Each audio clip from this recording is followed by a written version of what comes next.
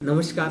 सर्व पालकांसाठी एक आनंदाची बातमी. RTA 25% राखीव ॲडमिशन 2026 आणि 27 साठी चालू झालेले आहेत. म्हणून व्हिडिओ बनवण्याचा मुद्दा असा आहे की ह्या व्हिडिओमध्ये तुम्हाला पूर्ण डिटेल्स फॉर्म भरायचा कसा आहे, वयाची अट किती, किंवा फॉर्म भरण्याची तारीख किंवा शेवटची तारीख किती, किंवा मग लॉट कसं लागतो, पूर्ण या व्हिडिओमध्ये तुम्हाला माहिती मिळणार आहे. म्हणून पूर्ण माहिती मिळवण्यासाठी तुम्ही या व्हिडिओला बनवून राहा किंवा शेवटपर्यंत व्हिडिओ बघा. तुम्हाला सगळं या व्हिडिओमधून समजेल की फॉर्म कसा भरायचा किंवा काय गोष्टी आहेत. म्हणून व्हिडिओ बनवण्याचा मुद्दा हाच आहे की पहिला मुद्दा याच्यात असा आहे की तुम्हाला अर्ज केव्हा सुरू होणार आहेत किंवा शेवटची मुदत काय आहे. अर्ज हे 17 फेब्रुवारी 2026 पासून अर्ज सुरू होणार आहेत आणि अर्जाची शेवटची तारीख आहे 10 मार्च 2026 आहे.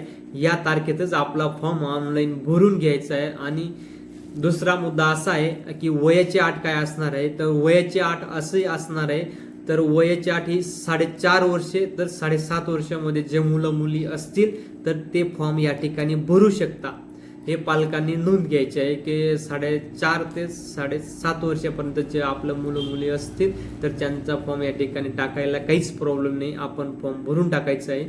आणि तिसरा मुद्दा असा आहे की त्या ठिकाणी तुम्हाला लागणारे डॉक्युमेंट काय काय आहेत ते डॉक्युमेंट तुम्ही नोट करून घ्या किंवा आपल्या खाली दिलेल्या डिस्कशन बॉक्समध्ये पण आपण डॉक्युमेंट टाकलेले आहेत ते तुम्ही बघू शकता.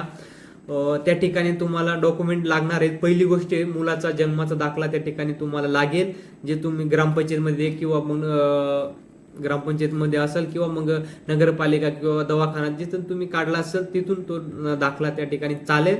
आधार कार्ड दुसरी गोष्ट आहे, आधार कार्ड तुम्हाला त्या ठिकाणी लागेल. आणि तिसरी गोष्ट आहे तुम्हाला जातीचा दाखला, जर तुम्ही कॅटेगरीमधून येत असाल तुम्हाला लागू असेल तर तुम्हाला जातीचा दाखला त्या ठिकाणी तुम्हाला सादर करावा लागणार आहे.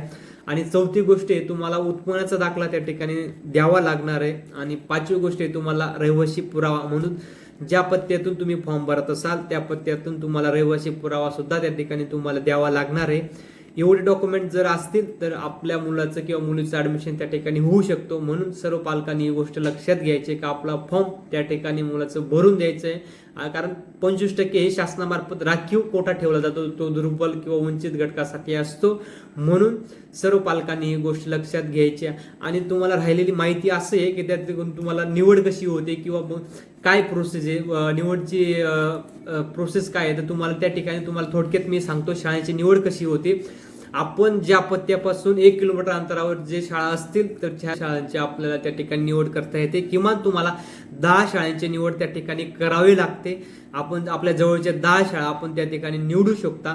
आणि आणि अंतिम आपल्या निवडची प्रक्रिया ती कशी असते, प्राप्त अर्जानुसार आपलं ऑनलाईन स्वरूपात लॉटरी पद्धतीने आपली निवड केली जाते. त्या ठिकाणी म्हणायला तुम्हाला ऑनलाईन तुम्ही फॉर्म भरल्यानंतर तुम्हाला त्या ठिकाणी एका लॉट पद्धतीने आपली निवड करण्यात येते. उदाहरणार्थ तुम्ही त्या ठिकाणी समजा लाभार्थी जर अर्ज करत असलेल्या शाळेपासून किंचित किंवा किमान 1 किलोमीटरच्या जवळ असेल तर त्या ठिकाणी तुम्हाला लागण्याचा चान्स हा 100% आहे. आणि आपण शाळेपासून 1-1.5 किलोमीटर, 2 किलोमीटर, 5 किलोमीटर असेल अंतर लांब असेल तर थोडं शक्यता कमी आहे.